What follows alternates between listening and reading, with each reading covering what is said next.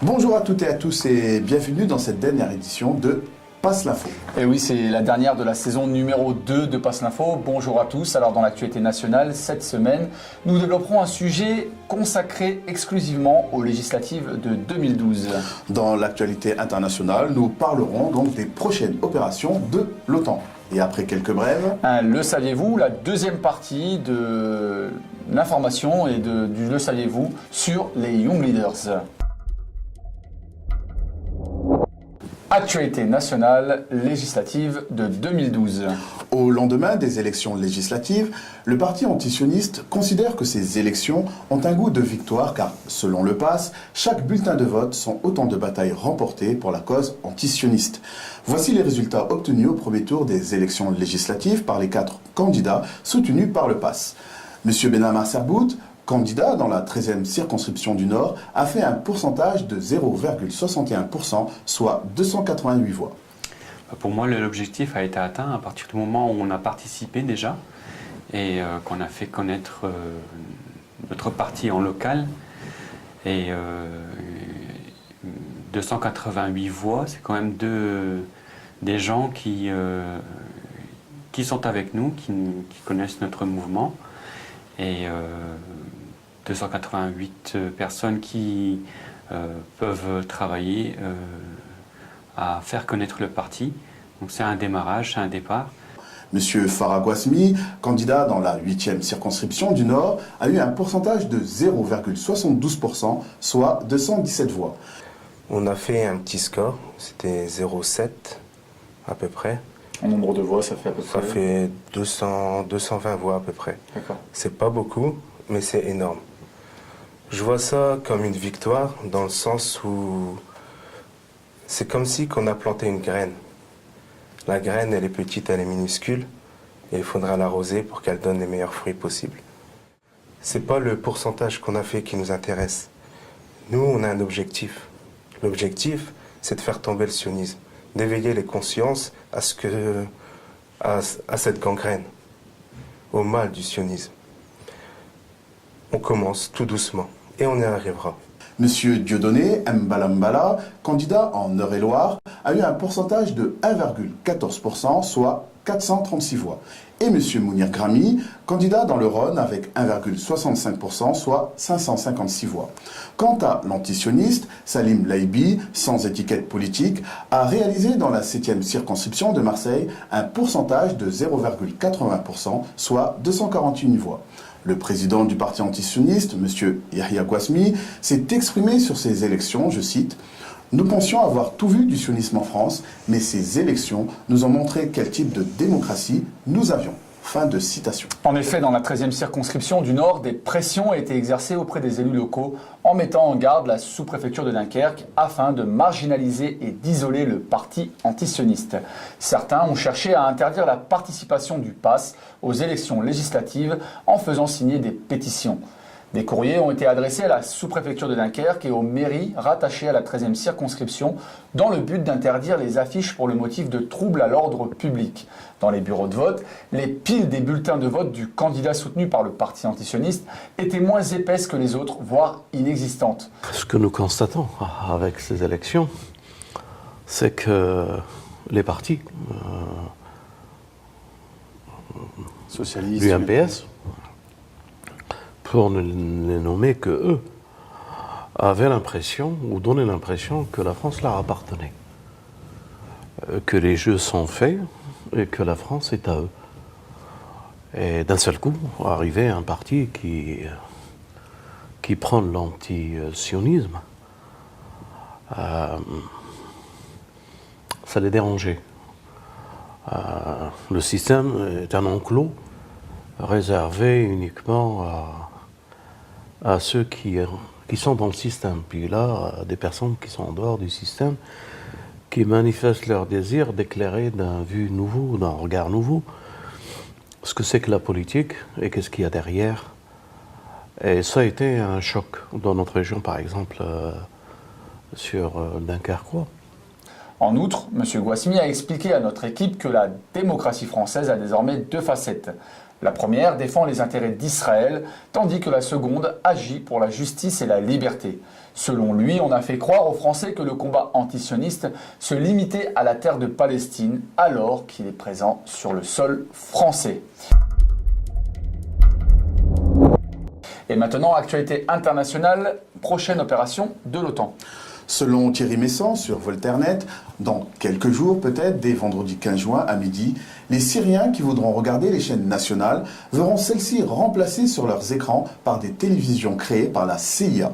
Des images réalisées en studio montreront des massacres imputés au gouvernement, des manifestations populaires, des ministres et des généraux donnant leur démission, le président El-Assad prenant la fuite, les rebelles se rassemblant au cœur des grandes villes et un nouveau gouvernement s'installant au palais présidentiel. Donc ça, c'est un projet qui était en gestation depuis longtemps, certainement, et que les États-Unis ont décidé d'activer brutalement, puisque s'interdisant à eux-mêmes de lancer une opération militaire hors mandat du Conseil de sécurité pour ne pas entrer en conflit avec la Russie, ben, ils choisissent, ou ils essayent de trouver d'autres moyens de conquérir la Syrie, d'autres moyens que le tapis de bombes. Dans le plan que nous connaissons, nous savons qu'un certain nombre de chaînes de télévision internationales doivent participer à l'opération en lançant des fausses nouvelles et en se citant les uns les autres pour donner l'impression d'une validation.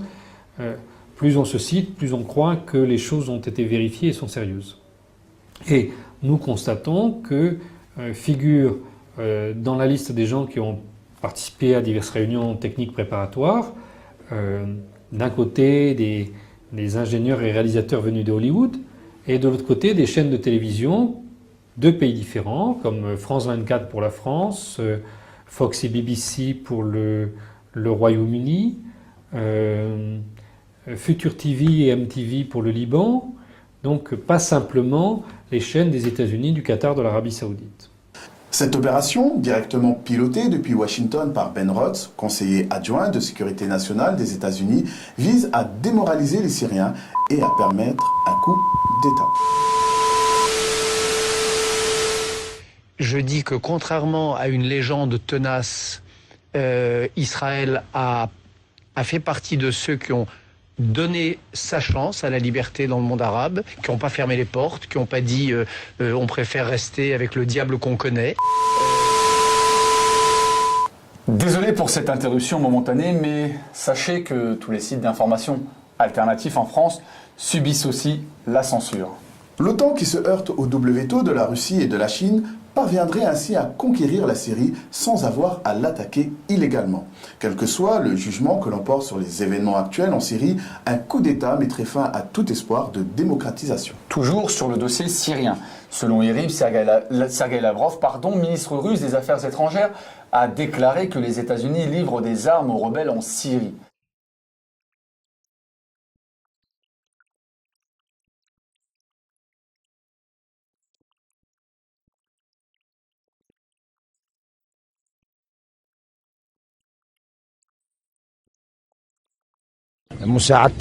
L'aide française et américaine est arrivée jusqu'à nous, dit ce général. Si Dieu le veut, nous pourrons vaincre Bachar al-Assad. C'est la première fois qu'un responsable russe accuse de vive voix les États-Unis d'armer les rebelles, car jusqu'à présent, le gouvernement russe ne faisait que dénoncer des puissances étrangères non identifiées qui apportent un soutien militaire à l'opposition syrienne. Et maintenant, quelques brèves. Révocation du droit de résidence. Selon l'AFP, Israël a abrogé le droit de résidence de 250 000 Palestiniens entre l'occupation de 67 et l'instauration de l'autorité palestinienne en 94. Dans une lettre en réponse à une demande d'information d'une ONG israélienne, l'armée d'Israël précise que le droit de résidence a été révoqué pour plus de 140 000 Palestiniens de Cisjordanie et plus de 100 000 de Gaza. Parlons maintenant d'un nouveau mouvement, celui des Frères Croyants. En Arabie Saoudite, le mouvement des Frères Croyants pour la libération du Hijaz a proclamé sa création. Leurs objectifs prioritaires sont la démission des El Saoud, le transfert pacifique du pouvoir, le respect du droit à l'autodétermination et la levée de l'oppression.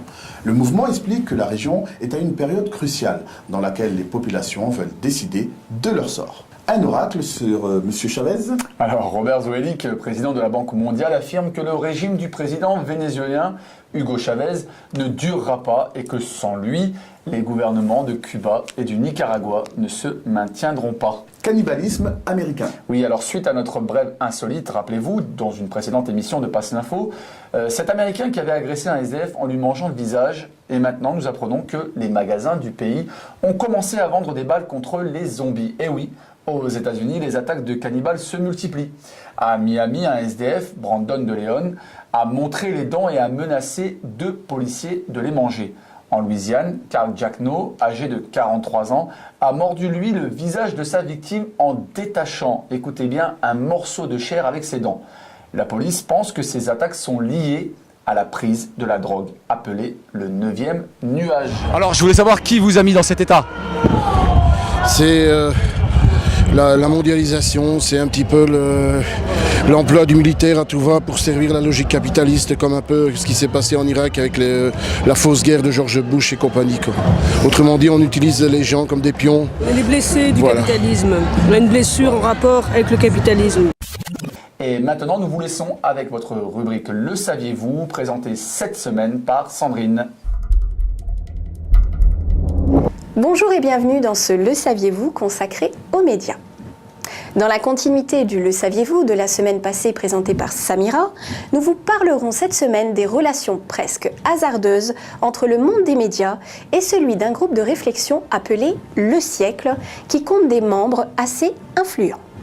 Le Siècle, c'est un club qui a été créé par Bérard Kellin, un journaliste, pour faire en sorte que dans un pays comme la France, des hommes politiques, des syndicalistes, des milieux associatifs, des chefs d'entreprise se rencontrent et discutent.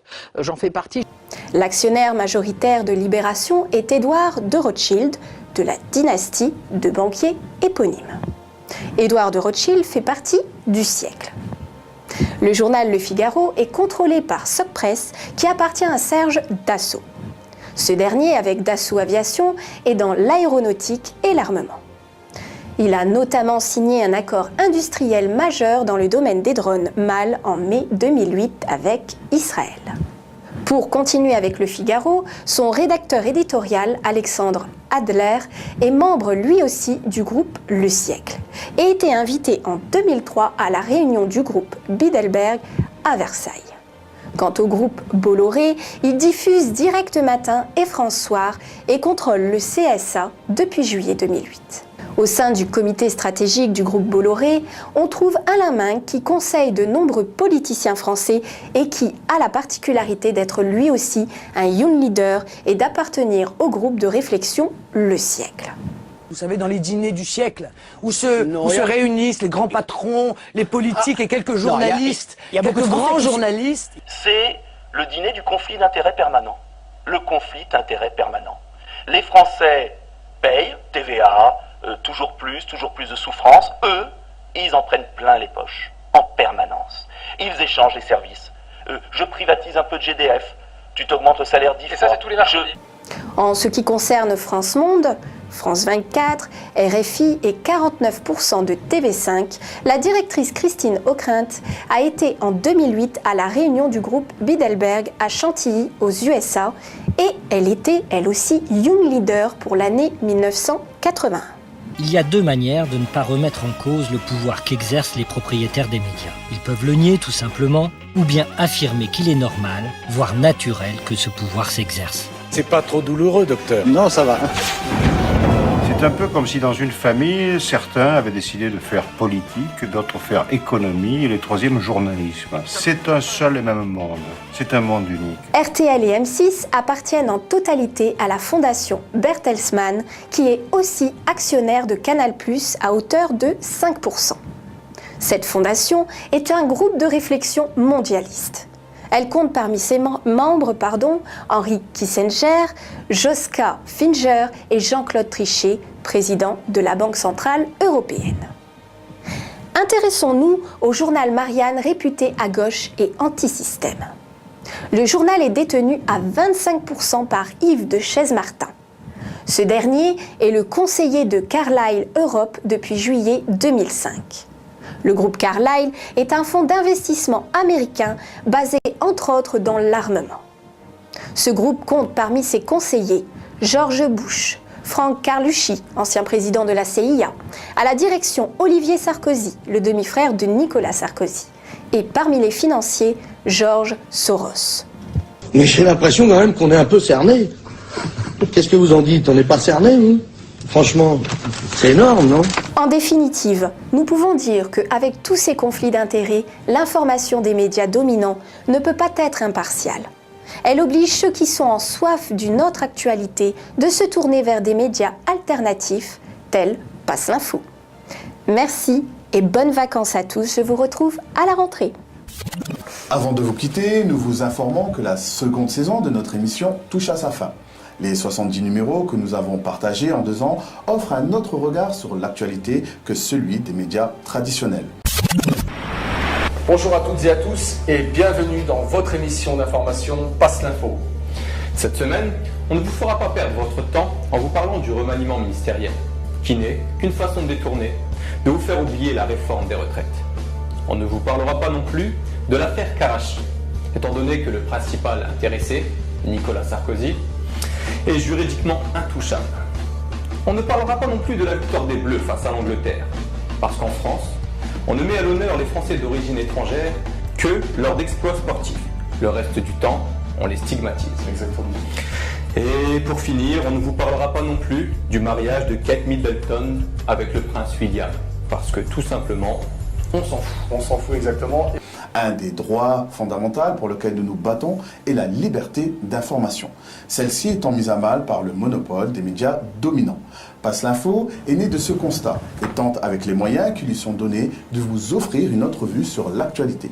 Ce qui fait notre ipséité, c'est-à-dire ce qui nous caractérise comme étant nous-mêmes différents des autres médias, c'est que nous ne sommes pas des professionnels et que nous ne prétendons pas détenir la vérité journalistique. Mais tous les membres de Passe l'Info sont nourris du désir de pallier aux médias mensonges et à leurs conséquences. Nous ne prétendons pas non plus vous offrir la vérité sur les actualités nationales ou internationales.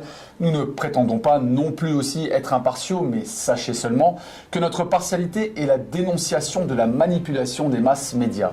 C'est la raison pour laquelle Passe l'Info a pendant 2 années cherché à vous offrir un point de vue tout en donnant son micro à ceux qui sont bannis de la sphère médiatique. Pour cela, nous remercions tous les sites alternatifs dans lesquels nous puisons nos informations et en particulier le site du Parti antisioniste qui, dès nos débuts, a permis notre diffusion. Nous remercions toute l'équipe de Passe l'Info qui a offert de son temps et de ses compétences pour la réalisation de ce projet. Nous remercions tous nos collaborateurs qui nous ont aidés tout au long de cette aventure. Une aventure qui reprend en septembre avec une équipe plus que motivée et qui redoublera d'efforts afin de vous offrir l'actualité que vous méritez pour une saison 3 de Passe l'Info. Et enfin, pour finir, nous remercions tous nos téléspectateurs, ceux que nous avons rencontrés ou ceux que nous n'avons pas encore croisés. Car c'est vous qui êtes les meilleurs relais de notre émission et c'est à vous qu'il appartient de Passer l'info. Et surtout, N'oubliez pas. Passez l'info. Passe l'info. Passez l'info. Passez l'info. Passez l'info. Surtout, n'oubliez pas de passer l'info. Passez l'info. Passez l'info aussi. C'est tout ce que j'ai à dire. Sinon, on va dans le mur. Merci beaucoup. Merci à toi. Surtout, n'oubliez pas, passez l'info. Surtout n'oubliez pas, passez l'info.